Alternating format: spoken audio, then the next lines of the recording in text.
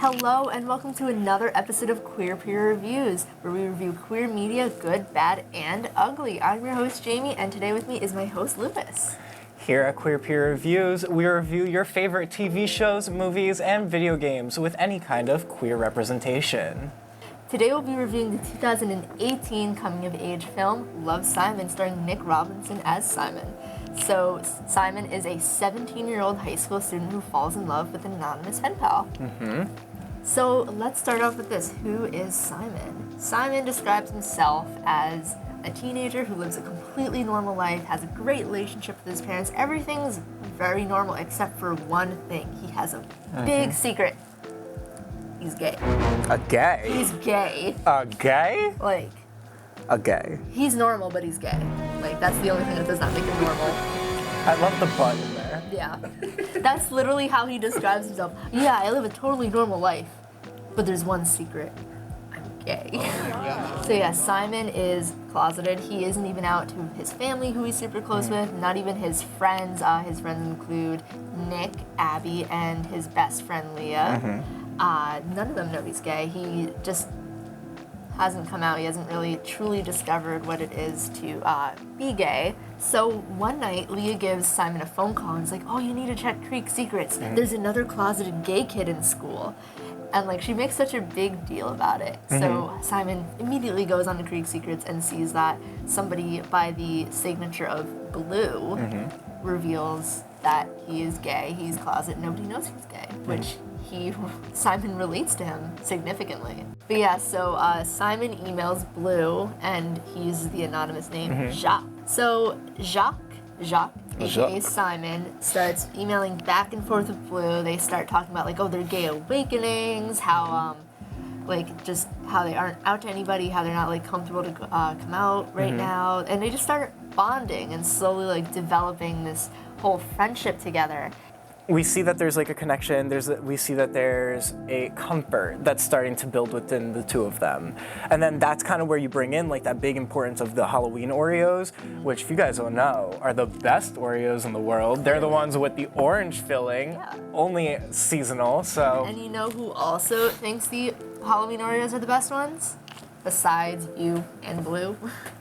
This guy on the soccer team named Bram. So Bram sees Simon taking out a pack of Oreos from his pocket and goes, oh, the Halloweens are the best ones. And like, that's just very, very specific. Like, who just says that when they see someone pull out a pack? Like, that was also the first like moment within the film where we kind of see, I don't want to call it a spiral, but we kind of see Simon take a whole bigger interest into kind of discovering who this Blue person that he's been talking to online is. Yeah, so in upcoming emails from Blue, Simon starts imagining Bram as the person behind the screen, like saying all these things to him.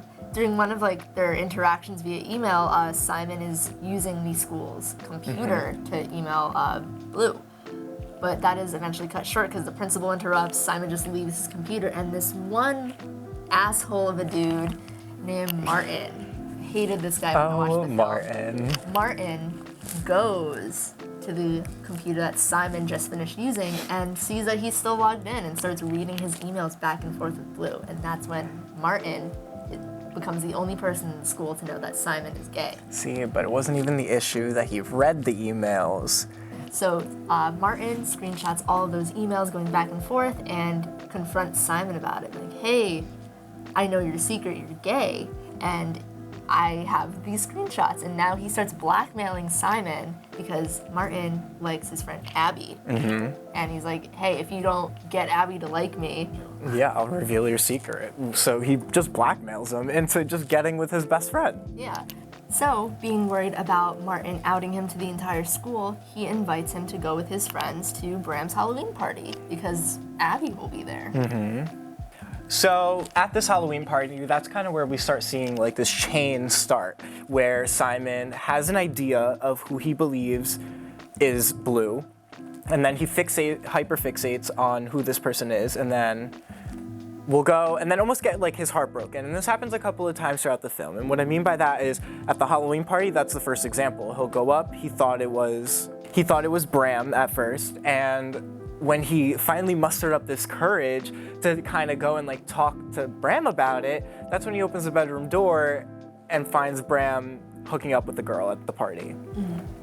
Fine, whatever. Yeah. But that's kind of where the first start of like the heartbreak of like, oh my, it could be him. And then gaining that courage to finally go up and like try to ask, and then finding out that it wasn't them. And then with Abby and Martin, that's kind of at the party we start seeing how Martin is just kind of over the top and an over romanticizing gestures. Yeah, so Simon realizes it's going to be a very, very... That was homophobic. So Simon starts realizing how difficult it is to get Abby to even remotely like Martin whatsoever. He realizes that his friend Nick also likes Abby. So what he does, this is when he starts making up a bunch of lies, which winds up getting to bite him in the ass in the end. He tells Nick that Abby has this super experienced college boyfriend. So during the party, Simon invites Abby and Martin to be on a Beirut game together with him and Bram. So like this is like one of Simon's first like interactions with Bram, like before he discovers all that stuff at the end of the party. And you just see the chemistry is there. And then like after the game, you see Simon and Bram like singing karaoke together, getting super drunk, and that's when he does work up the courage to talk to Bram and discovers he was making out with the girl. Dun dun dun. Yeah, so that whole vision of Simon thinking Bram is blue completely smashed, and he starts to like think, okay, like who else could it be? Like, and then after the party, of course, as any high school party goes, Simon gets hammered and ends up getting pretty much escorted home by his best friend Leah. They go up into Simon's room, and that's when they have a pretty almost secretive kind of discussion with each other. Like they're holding back information from each other even though they're best friends. And we see like an inside scoop of some feelings within this friendship. Yeah, so Leah, while they're just laying down, she goes like, do you ever feel weird? And Simon's like, oh, all the time. And Leah says, oh, like I feel like I'm that type of person who like is destined to care about someone so much that it kills me. And that's when we start seeing that Leah like Simon. She also says something like also that I resonated with a lot throughout the film, and that's that she said she could be anywhere, but she feels like she's watching it all happen from across the room. Like she needs to cross this invisible line before she could actually be present. And I kind of like relate to that on a huge level. But yeah, that is when she starts to explain to Simon that, you know, like I do have like these really strong emotions to someone and like all this stuff. And to him, because he is so blindsided by a girl liking him, I guess, just rubs it off as, you know, Leah likes another boy in their friend group. Which he starts thinking is Nick. So yeah, so after they have that whole discussion about like coming out and like why do only gay people have to come out, Blue finally signs his email as Love Blue, which But that only is because, but that's only because Simon drunkenly signed off as Love Jacques. Oh yeah. During that whole night where secrets were revealed. So yeah, the next day, Simon brings Abby and Martin, trying to get them together, to Waffle House to go over like their lines for the big play that's coming up. And then here comes this waiter named Lyle, who Simon just like can't stop staring at. He's like, ooh, this guy's hot. So Lyle goes outside to go like on his phone or whatever. Simon finally decides, I'm gonna go out and talk to this guy. Kind of awkward conversation. Have a little conversation, he goes inside and immediately gets a message from Blue. That's what's going through Simon's brain. Later that night, he drives home with Abby and finally musters up the courage to come out to her, and she winds up being the first person he comes out to. So the next scene takes place at the homecoming football game.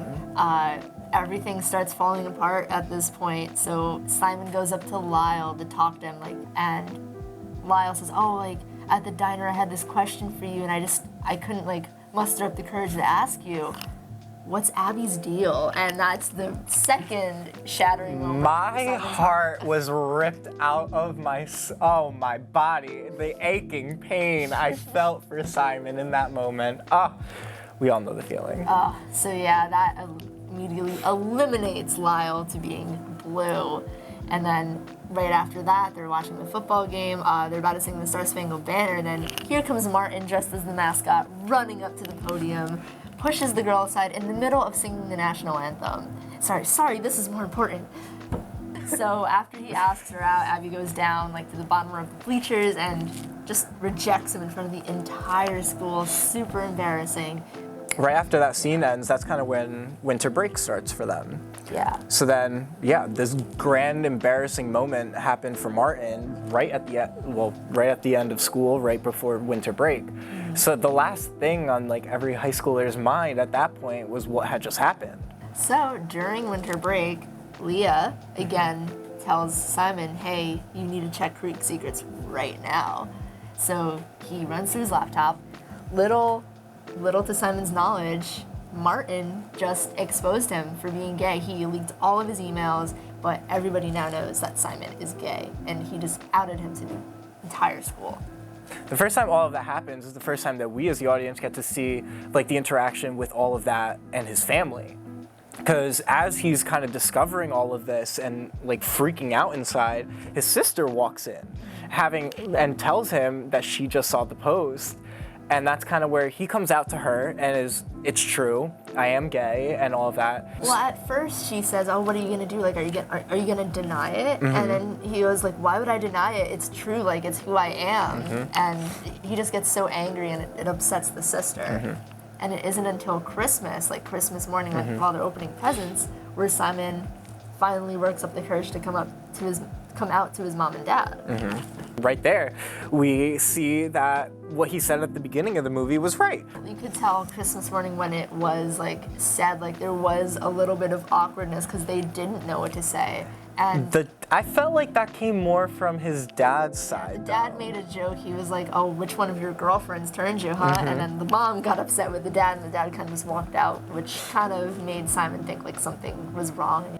So after coming out to his parents, winter break eventually ends. Simon is usually the one to pick up all of his friends because I think he was one of the only friends that drove. Had a car, yeah. Yeah, so he would pick up his friends. So he goes to that meetup spot, and all of Nick, Abby, and Leah are just there staring at him, waiting for him to get out of his car. And well, that's when Abby and Nick kind of like revealed that they're together now, and after talking to each other, that's when they got into that. But they were kind of talking about why it took so long. Yeah, why did it take so long? And it's because somebody was driving their little wedge between their little love triangle. Yeah, Nick was under the impression that Abby had a college boyfriend, which was a complete lie. And Simon, at one point in the movie, even convinces Leah to go on a date with Nick.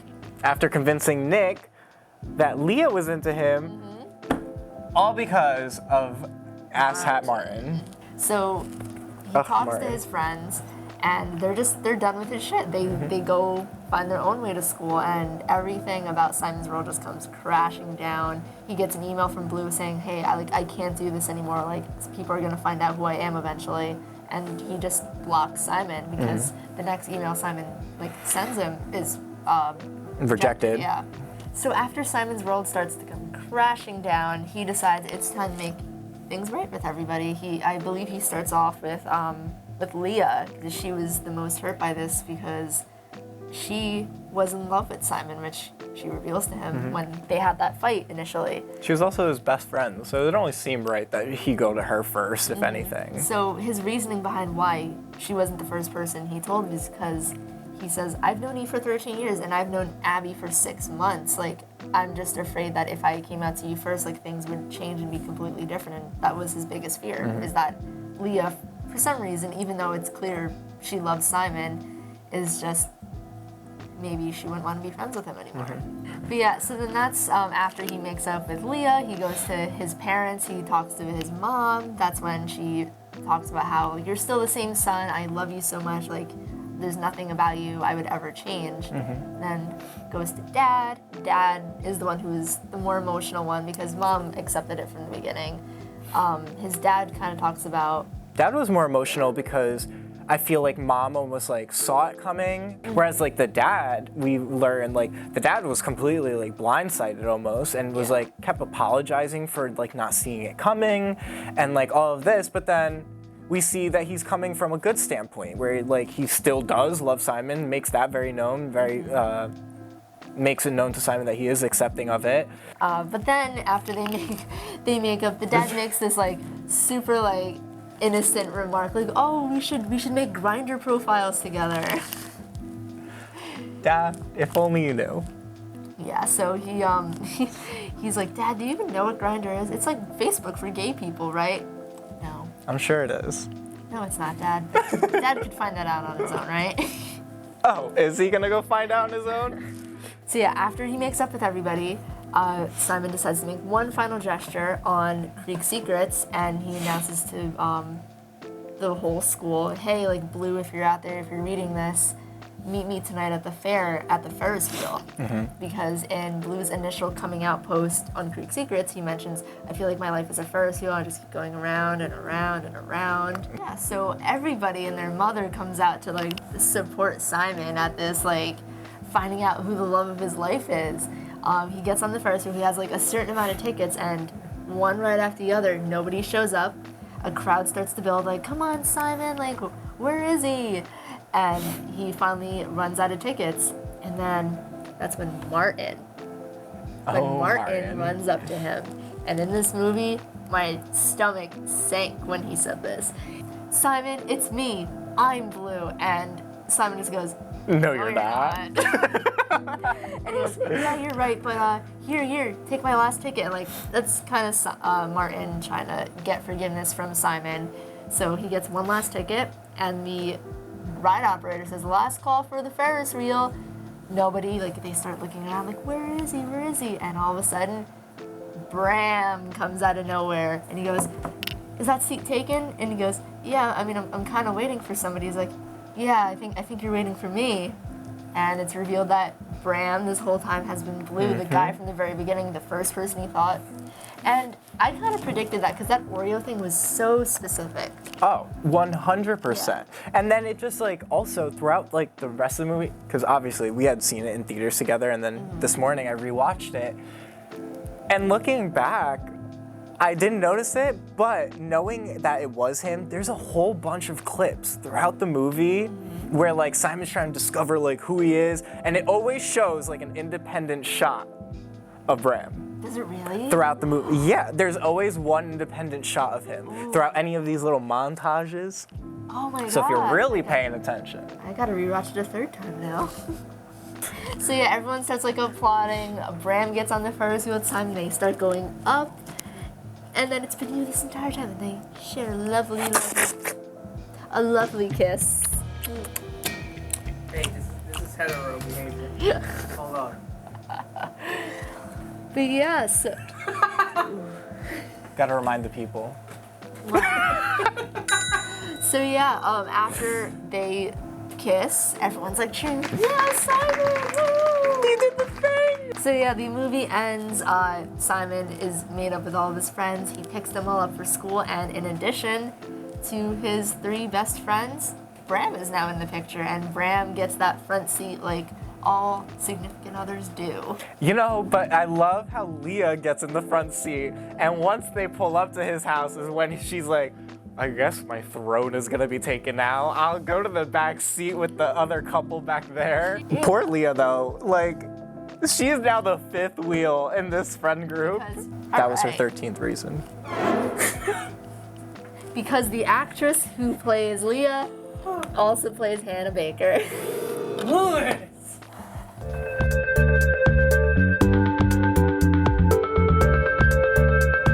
Alright, so let's get to the ratings here. Queer Peer Reviews will be rating everything we review out of 5 categories, leading to a grand total of 100. Let's start with representation. How well did Love, Simon represent its gay theme and characters? So, for representation, we give it... A 6.5. I give it an 8.7. Damn! Damn, that's a big difference. Alright, well, you can go first. Okay, so the reason I gave it such a low score, I don't know, I feel like the best way to explain this is straight people wrote a gay movie. That's what I was gonna say, but I gave it And straight people wrote a gay movie. Everything was just really over the top, really overdone. And it was just like beating a dead horse with like a lot of the things. So there was like the one other gay character that was open in the school. I forget what his name was. But like I said, he was a very over the top, flamboyant gay man. Like had the long hair, had the high pitched voice, had like the flamboyant way of dressing. And it, like, granted, all of that stuff is perfectly okay. But I feel like every gay stereotype that these creators kind of come up with in their heads, they just forced it down this character's throat and kind of created it. And then the same thing was done in Simon's case, where they took like all of these stereotypes of a closeted gay high school teen and just created an entire character solely made out of stereotypes. Okay. And for that, like, while yes, a lot of these things do happen, a lot of them don't happen in one case, in one person. You might have little aspects of all these little things, but these characters were the full embodiment and encompassment of just gay. It was just gay vomit as a character, and it just ruined it for me. Not gonna lie, Lewis, I think I need to switch my two numbers around. I've turned it from a 8.7 until a 7.8. I totally agree with you. It really does feel like a gay movie written by straight people. But at the time, like, I think I just came out when we watched it together, and I think that's why I was like, wow, because I wasn't fully immersed into the gay community, and like, this is not how gay people are. Simon is played by a straight actor, as far as I know. And I feel like we did get that, oh, like, this is straight man playing gay man for the gay movie for straight people. And with the category title as being like representation, like it doesn't represent the way gay people are. Just because, yes, there could be like the 1% that really is like the complete embodiment, which is 100% okay. But that's not a representation of what the community is. So like, to really look at this movie and be like, that's a representation of gay culture. No, the hell it isn't. So, next up is the closet scale. If we were both still in the closet, how much would this film inspire us to come out? So for the closet scale, we rate it a 9. I give it an 8. All right. So the reason why I give it an 8 is because I love just all the reactions he got from people. Like his mom and dad, like even though, like at first he thought his dad was upset, like after talking to his dad, you realize like, okay, like I was just upset that I didn't realize this sooner, and like I made all these jokes that could have offended you. Just all the support he got from people. Next up, we're going to be rating originality. And for originality, we give it. You give it a 7. I give it a 6.7. Ooh. All right. So let me explain my 6.7. While I did really enjoy the film, and I thought it did have a lot of unique parts, I feel like this setup of a storyline is very, very common, where somebody has a secret, somebody learns about that secret and uses it to blackmail it against them, and then it gets revealed to everybody, but somehow they overcome it, and then they get what they want at the end.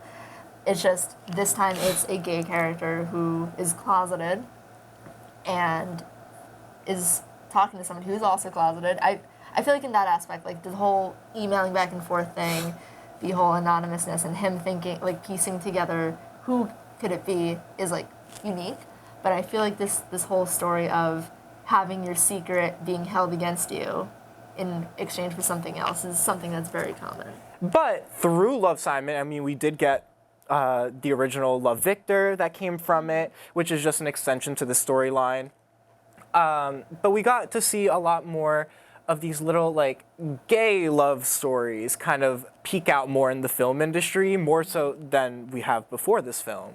So I feel like this, I'm not saying that this was any groundbreaking film, but even though it literally says a genuine groundbreaker right on the back of this, it does, a genuine groundbreaker by Peter Travers of the Rolling Stone. So I guess it was a groundbreaking movie because they came out with a whole bunch of other similar-esque, like high school love stories in the gay culture and stuff like that. Coming of age films. Yeah. So next, let's talk about the writing. And our scores for writing are, I got a 6.6. I got a 7. Okay, so close enough. Yeah, so coming from like a writer's standpoint, I feel like there wasn't anything that was too like mind-blowing about what went on. So it was pretty straightforward. I really love the whole aspect of two anonymous people like talking to each other and Simon trying to figure out like piece by piece like who in our school fits this description, and just him slowly like, oh, could be this person, just kidding, heartbreak. This person, just kidding, heartbreak. Like I really enjoyed that. And I feel like that was very well written. I just feel like it was very calm, like straightforward, like nothing like, oh, this. Yeah, the movie very much took like an alphabetical standpoint where it's like A happened, then B happened, then C happened, then D happened. Like it had a very organized structure, but it kind of gets redundant. And that's kind of what brought my score in with the writing, was that it just felt like every other like high school love story. However, what I did specifically like about the writing was the little nuances, the little like flavor of lines that they would throw in, kind of like Simon talking to his dad and his dad making the grinder joke, and then his friend Leah during their conversation mentioning that fact with the metaphor of there's this invisible line that I feel like I need to cross to really be a part of anything, and watching the room from like a different standpoint, like a third person point of view of everything going on in your life, and just like all of these like little subdued messages that were thrown into the movie. Like I really enjoyed like finding those, because like aside from that, I mean, it really was just like normal dialogue. And then obviously my score was deeply affected by how these gay characters were portrayed and written out with all of these stereotypes. Like you said earlier, like we both said earlier, like if the writing just made it feel like gay movie written by straight people, and it was a gay movie for straight people. That's what it kind of felt like too. All right, and last but certainly not least, we're gonna talk about our all-around feelings about the all-around film. Are you ready, Jamie? I'm so ready, Louis. Oh my goodness. God. I hate us. Me too. So for overall feelings towards the film, we give it an 8 and a 7. Yeah, I gave it a 7. Okay. Yeah, like I said, I really did enjoy the film. We saw it together. It was like right when I came out. So I feel like it was a very comforting film for me. But like we've said multiple times, it does feel like a gay movie written by straight people for straight people. So.